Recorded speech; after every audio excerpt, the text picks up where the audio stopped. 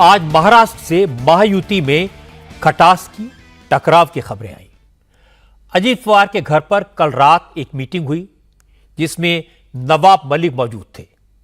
इस पर एकनाथ शिंदे की शिवसेना और बीजेपी ने कड़ी नाराजगी जाहिर की।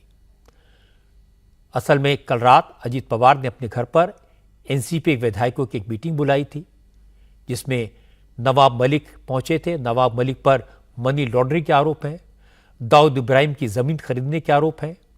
देवेंद्र फडणवीस ने अजीत पवार को चिट्ठी लिखकर बीमारी के इलाज के लिए जमानत पर जेल से छूटे नवाब मलिक को पार्टी में लेने से कई दिन पहले मना किया था।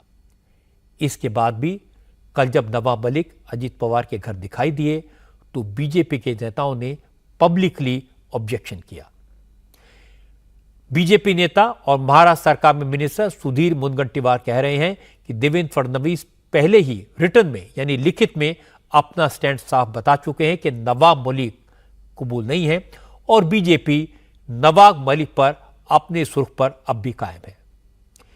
बीजेपी इस बात को जानती है कि अगर नवाब मलिक को महायुति में शामिल कर लिया तो फिर अपने समर्थकों को जवाब देना मुश्किल हो जाएगा। बीजेपी के कई कोर वोटर तो अजीत पवार को साथ लेने से भी नाराज हैं। अब अगर नवाब मलिक गठबंधन में शामिल हो जाते हैं तो दांव उल्टा पड़ सकता है। यही वजह है कि देवेंद्र फडणवीस ने आपत्ति जाहिर की और मुनगंटीवार ने बयान दिया। देखो, ये प्रश्न पहले ही बताया गया, उसका उत्तर दिया गया जब देवेंद्र जी ने इस विषय को लेकर एक पत्र जारी किया। अजीत दादा को पत्र लिखा था कि महायुति में आप जिन पे गंभीर आरोप है ऐसे लोगों को महायुति में मत जोड़ो। अब उस विषय को लेकर अभी वो अजीत दादा के बैठक में थे क्या, उनको निमंत्रण दिया गया था या वो खुद होकर चले गए, ये तो जानकारी मुझे नहीं है। कोई निवेदन लेके वहां गया, रिप्रेजेंटेशन लेके गया होगा तो पता कैसे चलेगा। क्या आप लोग को मंजूर होगा या फिर आप लोग का पुराना स्टैंड कायम रहेगा कि जिस पर इतने गंभीर मामले में उसे पार्टी में न लिया जाए? स्टैंड राइटिंग में दिया है तो ये बात ही नहीं आती भैया, राइटिंग में पत्र दिया गया है।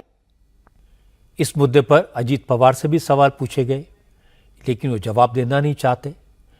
सवाल पूछने वाले रिपोर्टर से उन्होंने सिर्फ इतना कहा, नवाब मलिक आए तो तुम्हें क्यों दर्द हो रहा है? दादा नवाब भाई आपके साथ जुड़ गए क्या? दादा नवाब भाई आपके साथ? असल में मसला यह है कि महाराष्ट्र में विधान परिषद की 11 सीटों के इलेक्शन होने हैं। उम्मीदवार 12 हैं। अजीत पवार को अगर अपने दोनों उम्मीदवारों को जिताना है तो उनके लिए एक एक वोट जरूरी है। इसलिए उन्होंने नवाब मलिक को साथ लिया है। यह वैसा ही है जैसा जब देवेंद्र फडणवीस को सपोर्ट की जरूरत थी, उन्हें लगता था उनके एमएलए कम पड़ जाएंगे तो उन्होंने तमाम आरोप लगने के बावजूद अजीत पवार को अपने साथ लिया था।